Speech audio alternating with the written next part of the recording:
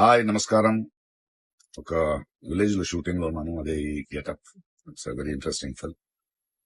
ఇక్కడ ఉన్నప్పుడు ఇప్పుడే నాకు ఈ ఆన్లైన్ లో మళ్ళీ మీడియాలో ఒక ఆన్లైన్ గేమింగ్ యాప్ దాని గురించి నేను చేసిన ఒక యాడ్ గురించి డిస్కషన్ జరుగుతోంది. అందరినీ ప్రశ్నించి నేను సమాధానం చెప్పాలి కదా, ఎందుకంటే చాలా మంది క్వశ్చన్ చేస్తున్నారు మీరు ఎలా చేస్తారని. అది ఒక 2016, ఒక 9 years బ్యాక్ ఇలాంటి ఒక యాడ్ నా దగ్గరకు వచ్చింది. నేను చేశాను, నిజం. ఆ తర్వాత కొన్ని నెలల్లోనే అది తప్పని నాకు అర్థమైంది.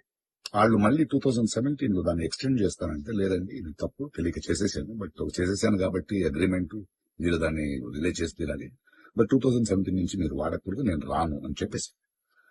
దాని తర్వాత అలాంటి ఏ గేమింగ్ యాప్స్ నేను చేయలేదు.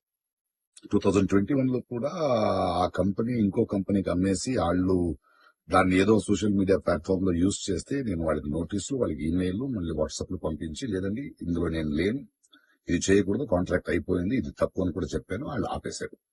ఇప్పుడు అది మళ్ళీ రీక్ అయింది.